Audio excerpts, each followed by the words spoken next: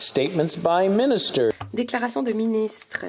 L'honorable ministre des Femmes et de l'égalité des genres et de la jeunesse.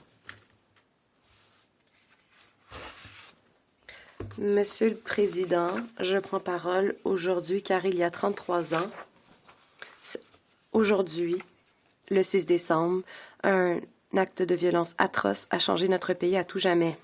Le 6 décembre 1989, 14 femmes ont été assassinées à l'École polytechnique de Montréal lorsqu'un tireur est entré dans l'école, a séparé les femmes des hommes et a ouvert le feu. Elles ont été assassinées parce qu'elles étaient des femmes, Monsieur le Président. Mr. Speaker. Monsieur le Président, je suis une députée en cette Chambre, je suis membre du cabinet, je suis une mère, une sœur et une fille. Je me lève aujourd'hui pour dire que le gouvernement du Canada ne tolérera pas de violence basée sur le genre, où qu'elle soit et sous aucune forme dans ce pays. Journée nationale de commémoration et d'action contre la violence faite aux femmes. Nous nous souvenons de Geneviève Bergeron, d'Hélène Cogan, de Nathalie Croteau, de Barbara Daigneault, d'Annie Merveille-Edouard, de Maude Havenick, de Maryse Laganière, de Maryse Leclerc, d'Anne-Marie Lemay, de Sonia Pelletier, de Michel Richard, d'Annie Saint-Arnaud, d'Annie Turcotte et de Barbara Klushnik-Vidievich. We also, Mr. Speaker, nous rendons aussi hommage à toute personne tuée en raison de violences basées sur le genre. L'an dernier, 173 femmes et filles au Canada ont perdu leur vie de cette façon. C'est une femme ou fille tous les 2 jours. Tous les 2 jours.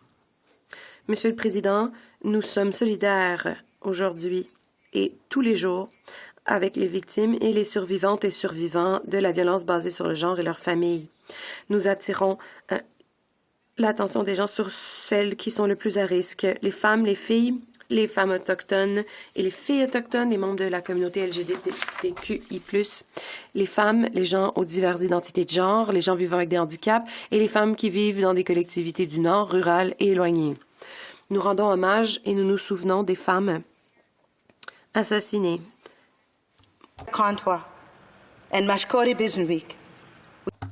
Nous ne les oublierons pas. Sur le sexe a des répercussions à long terme sur les personnes, les familles et les collectivités. Elle peut se produire au travail, au sein de la famille et entre connaissances. It is a form of abuse that... Ce sont des préjudices qui coûtent des vies et ça ne doit pas être toléré au Canada. Ces gestes s'inscrivent dans une tendance de haine que nous devons renverser. Nous avons tous le pouvoir de briser le cycle. Comme mes honorables collègues le savent, nous sommes présentement en train de commémorer les 16 jours annuels d'activisme contre la violence basée sur le genre. Notre thème, c'est « Ce n'est pas juste ». Donc, une double définition qui nous rappelle à la fois l'injustice de la violence basée sur le genre et une société qui la perpétue en faisant l'apologie de la violence sous des formes moins évidentes. Je veux prendre un moment pour parler des vies impactées par ces actes atroces. En 2021, 90 victimes d'homicide ont été tuées par un partenaire intime. 76%, 3/4 de ces victimes étaient des femmes et des filles. Le nombre de victimes d'homicides commis par un partenaire intime en 2021 était plus élevé qu'en 2020. 84 victimes en 2020 et 77 victimes en 2019. Des mères, des filles, des sœurs, des tantes, des cousins, des amis, des femmes et des filles de tous horizons ont été tuées par leur partenaire intime. Pensez aux enfants laissés derrière lorsqu'une femme est assassinée par son partenaire. Pensez à la mère qui doit poursuivre sa vie alors que son enfant a été tué par son partenaire intime. Pensez aux collectivités qui ressentent un vide qui ne peut pas être comblé lorsqu'ils perdent un membre intégral de leur collectivité. Les lobbies des armes à feu se servent de la mémoire de cet anniversaire atroce pour promouvoir leur propre programme. Nous devons être fermes et défendre la mémoire et l'héritage de ceux qui sont partis trop tôt. Il y a beaucoup de travail à faire, nous devons tous faire part de la solution. Au cours des 7 dernières années, nous avons fait preuve de leadership et avons déployé des efforts pour éliminer la violence basée sur le genre. J'aimerais maintenant prendre un moment pour parler des progrès que nous avons faits sur cette question. Depuis 2015, le gouvernement du Canada a adopté une vaste approche pour combattre la violence basée sur le genre, qui inclut, mais n'est pas limitée par la première stratégie fédérale visant à combattre la violence basée sur le genre.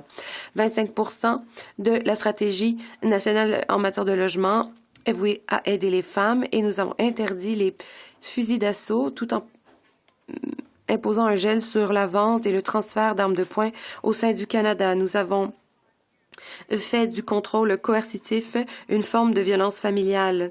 Nous avons alloué 30 millions de dollars sur 5 ans pour les lignes téléphoniques de crise et nous travaillons avec les provinces et territoires pour mettre sur pied un plan d'action national pour mettre fin à la violence basée sur le genre.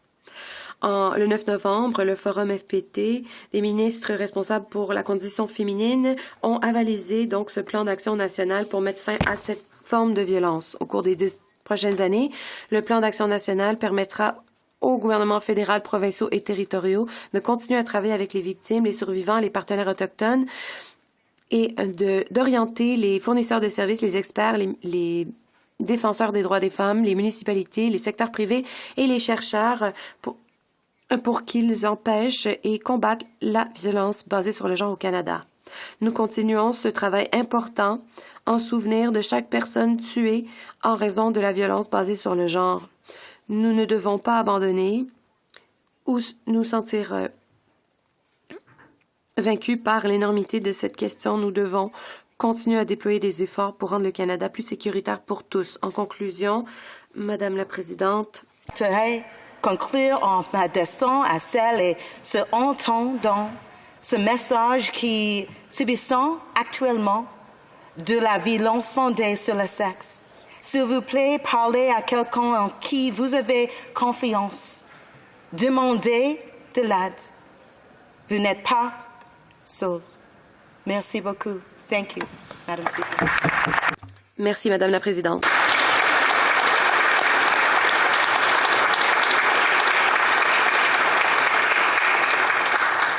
L'honorable député de Sarnia-Lambton. Thank you, Madam Speaker. Merci, Madame la Présidente. Aujourd'hui, je prends parole pour rendre hommage et me souvenir des victimes du massacre tragique qui eut lieu à l'École polytechnique il y a 33 ans. À titre de première femme ingénieure élue à la Chambre des communes, je peux vous dire que ces femmes étaient mes sœurs. 1989, un homme armé est entré dans une classe de génie mécanique à l'École polytechnique où il a ordonné aux hommes de partir, disant aux 9 autres femmes qu'il luttait contre le féminisme. Le tireur a ouvert le feu, tuant 6 personnes. Se frayant un chemin à travers l'école, il a ciblé principalement des femmes au cours d'une fusillade de 20 minutes avant de retourner son arme contre lui-même. À la fin, 14 femmes étaient mortes. I name them now. Je les nomme maintenant, par respect, pour respecter les femmes fortes qu'elles étaient. Geneviève Bergeron. 1. Étudiante en génie mécanique. Hélène Colgan, étudiante en génie mécanique, 23 ans. Nathalie Crotou, 23 ans, étudiante en génie mécanique. Barbara Degenot, 22 ans, étudiante en génie mécanique. Anne-Marie Edward, 21 ans, étudiant en génie chimique. Maude Haviernick, 29 ans, étudiant en génie métallurgique. Barbara Klusnik-Wittegeris, 31 ans, étudiant en sciences infirmières, Université de Montréal. Maryse Lagagnère, 25 ans, employée à la Polytechnique. Maryse Leclerc, étudiant en génie métallurgique. Anne-Marie Lemay, étudiant en génie mécanique. Sonia Pelche, étudiante en génie mécanique. Michel Richard, étudiant en génie métallurgique. Annie Saint-Arnaud, 23 ans, étudiant en génie mécanique. Annie Turcotte, étudiant en génie métallurgique, seulement 20 ans. Je suis une femme. Je suis un ingénieur. J'ai eu beaucoup d'expériences, le type de cette colère injustifiée chez les hommes qui ont voulu de m'écarter de mon métier. As a female engineer, I have À titre de femme ingénieure, j'ai eu l'expérience de la colère mal placée des femmes qui cherchent à me retirer de mon métier. Nous devons en faire plus pour prévenir de tels actes de violence dans notre pays, surtout ces actes qui ciblent spécifiquement les femmes. Nous avons interdit l'arme utilisée dans ces meurtres tragiques, mais nous n'avons pas éradiqué la haine des hommes envers les femmes. Les crimes violents ont augmenté de 32% au pays. Les armes de poing ont été interdites il y a des mois, mais nous continuons à entendre parler de tueries partout au pays. Les criminels n'obéissent pas à la loi et on ne peut pas légiférer la moralité. Nous devons nous attaquer à cette violence basée sur le genre qui mène au type de morts atroces qui ont eu lieu à l'école polytechnique. Je suis découragée de constater que la mort violente de femmes continue d'aller en augmentant. Nous devons nous attaquer aux causes profondes des attitudes misogynes envers les femmes. faire pour donner un sens à des incidents comme celui qui s'est produit il y a 33 ans aujourd'hui. C'est ainsi que nous honorons leur mémoire. Ces jeunes femmes étaient des vies brillantes et intelligentes. Peut-être que certains d'entre eux auraient été élus à cette chambre. Mais we never forget them. Ne les oublions jamais et travaillons ensemble pour veiller à ce que ceci ne se reproduise jamais. Merci, Madame la Présidente.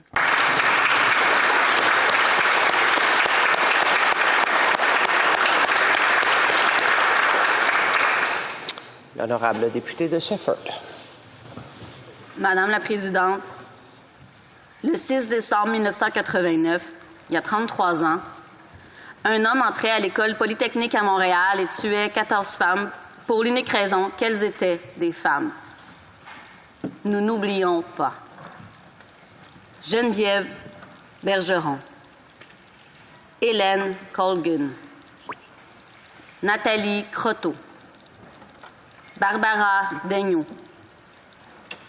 Anne-Marie Edouard, Maude Aviernik, Barbara Klichnik-Pidajevic, Maryse Laganière, Maryse Leclerc, Anne-Marie Lemay, Sonia Pelletier, Michel Richard, Annie Saint-Arnaud, Annie Turcotte. Toutes celles et tous ceux en âge de souvenir se souviennent où nous étions, avec qui, ce que nous faisions. Nous gardons dans nos cœurs ces sentiments d'affolement, d'horreur, d'incompréhension, d'incrédulité, de tristesse et de honte que les événements du 6 décembre nous avaient fait éprouver. Nous gardons en nos cœurs précieusement le souvenir de ces femmes arrachées absurdement à la vie. La tragédie de Polytechnique nous impose, depuis, un devoir de mémoire. Il faut connaître les erreurs du passé, les drames du passé, pour éviter de les refaire, de les revivre. Mais le devoir de mémoire ne vient pas seul. Il vient avec des mots, parce qu'il faut nommer les choses. Misogynie, féminicide, tueries de masse, violence armée, des mots laids, des mots noirs, des mots sales, des mots qu'on continue à entendre, hélas. Des mots qui continuent à frapper, humilier, détruire. Et je veux, en pensant aux femmes de Poly, avoir de nouveaux mots. Nous avons besoin de nouveaux mots. Amour, espoir, solidarité, détermination. Le devoir de mémoire nous impose de nommer les choses, il nous impose d'agir et il nous impose d'espérer. L'égalité progresse, la misogynie est de plus en plus étalée au grand jour et nous pouvons gagner. Nous ne gagnerons jamais totalement la bataille contre la violence. Il y aura toujours des drames. Mais je suis convaincue, et je veux être convaincue, que nous allons dans la bonne direction. On n'a pas le choix. On le doit à toutes celles qui ont payé de leur vie le fait d'être une femme. On le doit aux filles de Poly, on le doit à nos sœurs assassinées au Manitoba tout récemment et à toutes celles disparues ou assassinées partout au Canada. On le doit aux centaines, aux milliers de femmes tuées parce qu'elles étaient des femmes depuis 33 ans. On doit aller dans la bonne direction. Le devoir de mémoire vient aussi avec le devoir d'agir. Le resserrement du contrôle des armes à feu, le bannissement des armes d'assaut, le registre des armes à feu au Québec sont des pas dans la bonne direction. Je ne dirai pas que le projet de loi C-21 est parfait, ni que le gouvernement a fait les choses comme il devait, mais je dirais que limiter l'accès aux armes d'assaut est nécessaire et que c'est aussi un pas dans la bonne direction. Enfin, la prise de conscience collective quant aux cas d'agression sexuelle et de crimes de nature sexuelle en général est un pas dans la bonne direction. Et ça nous permet d'espérer. Les femmes de Polytechnique seraient mères et peut-être grand-mères aujourd'hui. Depuis 33 ans, certaines des survivantes ont fait des veillées à la chandelle seules, puis avec leurs filles ou leurs fils, et ce soir, peut-être verra-t-on des petits-enfants. Et ces générations qui succèdent et qui partagent le souvenir de celles qu'on a perdues démontrent que nous n'oublions pas. Ni le drame, ni la perte, ni la responsabilité d'agir, ni l'espoir. Geneviève, Hélène, Nathalie, Barbara Daigneault, Anne-Marie Édouard, Maude, Barbara Klusnik-Vidajevic, Maryse Laganière, Maryse Leclerc, Anne-Marie Lemay, Sonia, Michel, Annie Saint-Arnaud et Annie Turcotte. Nous connaissons notre dette et nous n'oublions pas. Merci, Madame la Présidente.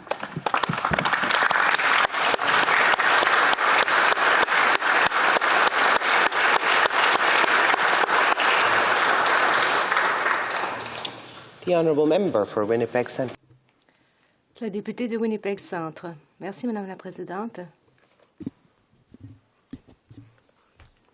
Je prends la parole en cette occasion solennelle pour que nous nous rappelions de la tragédie qui a eu lieu à l'École polytechnique, un massacre qui a eu lieu il y a 33 ans aujourd'hui. C'est encore à l'esprit de millions de personnes qui n'oublieront pas cet acte de génocide. D'abord, j'aimerais rendre hommage à ces femmes qui ont été assassinées le 6 décembre 1999.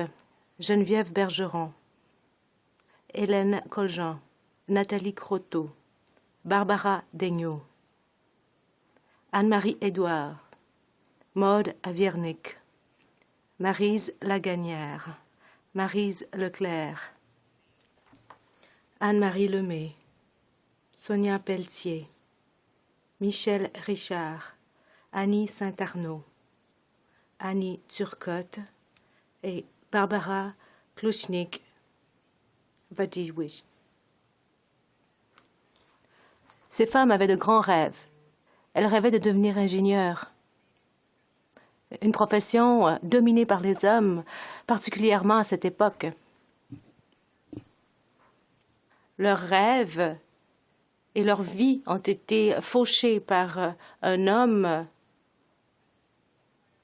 aveuglé par la misogynie et qui a crié alors qu'il s'apprêtait à tirer: « Vous êtes toutes des féministes. Elles ont été tuées parce qu'elles étaient des femmes. Elles ont été tuées parce qu'elles ont osé vouloir se lancer dans une profession dominée par les hommes. Elles ont été tuées par un acte de misogynie violente. » 33 ans plus tard, la violence qui émane de la masculinité toxique et du racisme continue de cibler les femmes et les personnes qui appartiennent à la diversité au pays. Chaque année, les femmes continuent de mourir aux mains de leurs partenaires intimes. Il y a eu 173 femmes qui ont vu leur vie fauchée par la violence, et les femmes autochtones, les filles autochtones et les personnes bispirituelles continuent d'être assassinées ou portées disparues à une vitesse alarmante. 5 jours avant la journée de commémoration sur la violence sur les femmes, nous avons entendu une nouvelle atroce sur un autre fémicide. 3 autres femmes autochtones, Morgan Harris, Mercedes Myron, et une 3e femme que les aînés nous ont demandé d'appeler femme Buffalo jusqu'à ce que ses proches puissent l'identifier. Ces femmes ont été tuées par un tueur en série à Winnipeg qui a été également accusé du meurtre de Rebecca Comtois en mai 2022. Voilà pourquoi la Commission sur les femmes autochtones portées disparues et assassinées et le premier ministre ont qualifié ces gestes de génocide. Comme le massacre de la Polytechnique, nous savons que ce tueur en série aussi avait un esprit troublé par la haine sur ses sites de médias sociaux. Il avait des points de vue axés sur la suprématie blanche et antisémites. Nous voyons qu'il y a une montée de l'extrémisme, de l'extrême droite, et les policiers ont déclaré qu'ils n'allaient pas lancer une recherche pour trouver les restes de nos 3 sœurs qui se trouvent dans une décharge. Mais nous savons que ce n'est peut-être pas physiquement possible, mais du moins, ils devraient arrêter de déverser des déchets dans cette décharge, de sorte que nos proches puissent reposer en paix. Mais le message envoyé par les policiers aux familles des victimes et aux survivants et aux femmes autochtones, c'est que nos vies n'ont pas de valeur. C'est que nous valons moins qu'eux. C'est que le génocide en cours a été banalisé à un point tel qu'on ne le considère même pas comme une urgence en cette Chambre. On ne devrait pas avoir à supplier à genoux pour demander qu'on puisse vivre en sécurité. On devrait avoir accès aux ressources nécessaires parce que nous devrions avoir le droit de boucler la boucle. Et le gouvernement fédéral devrait écouter l'appel des survivants et des militants pour donner du financement pour mettre fin au génocide et pour pouvoir donner de la dignité à ces sœurs où qu'elles se trouvent. C'est une crise humanitaire qui exige une action immédiate. Aujourd'hui, c'est une journée de commémoration, mais c'est aussi une journée où on doit agir. J'enjoindrai donc le gouvernement du Canada à écouter et à mettre fin à cette violence. Nous n'oublierons jamais les 14 vies qui ont été fauchées il y a 33 ans de cela. Nous n'oublierons pas les femmes autochtones et toutes les femmes et filles autochtones et personnes bispirituelles qui ont vu leur vie perdue cette année et durant les 10 dernières années aussi. Nous allons renouveler nos efforts pour mettre fin à la violence fondée sur le sexe une bonne fois pour toutes. Merci.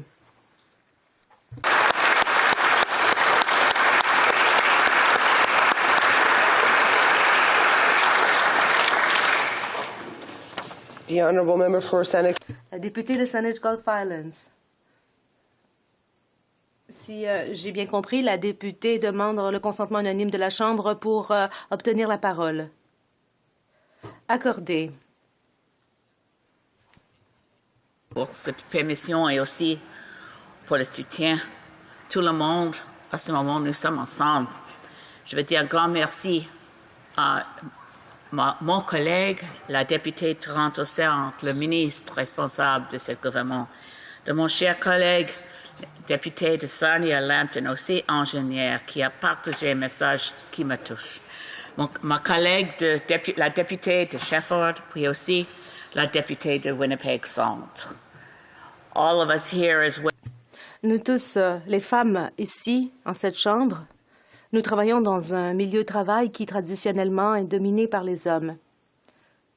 Toute notre société est dominée par un concept patriarche et les hommes sont habituellement en charge des choses.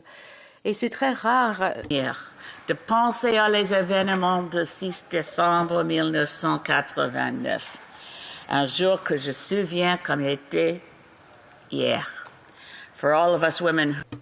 Pour nous toutes, femmes qui sommes en vie, conscientes et qui avons aussi une conscience politique,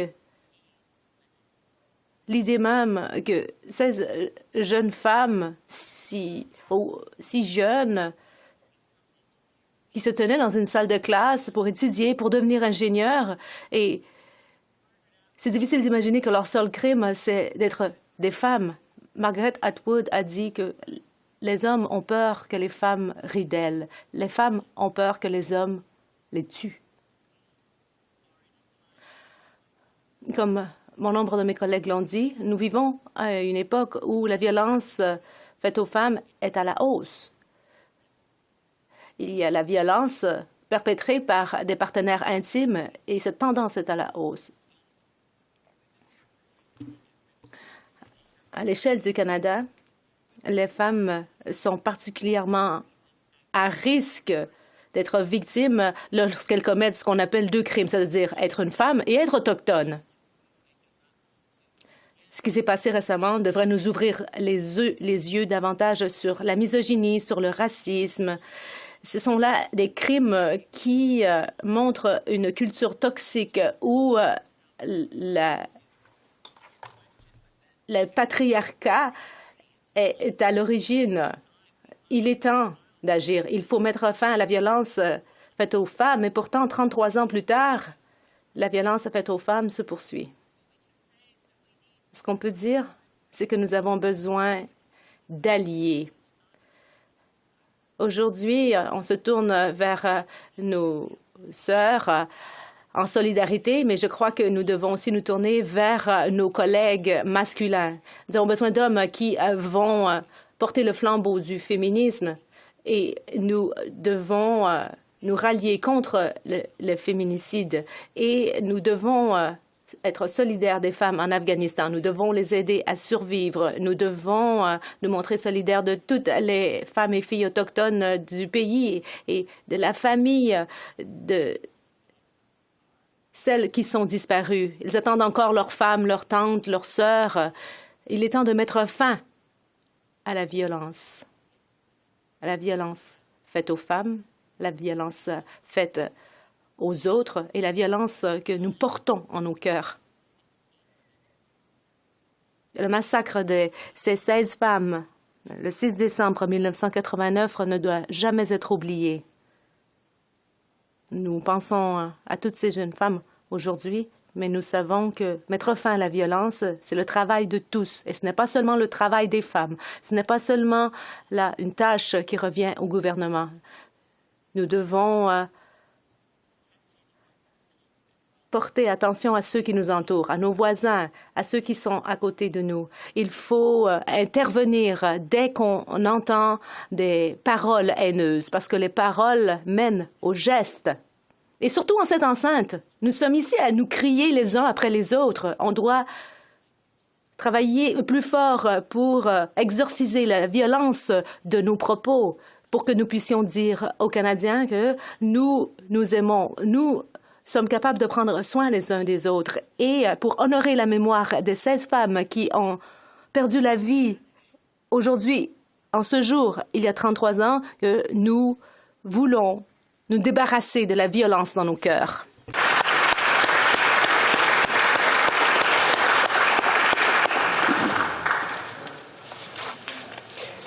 À la suite de discussions entre les représentants de tous les partis à la Chambre, je crois comprendre qu'il y a consentement pour observer un moment de silence.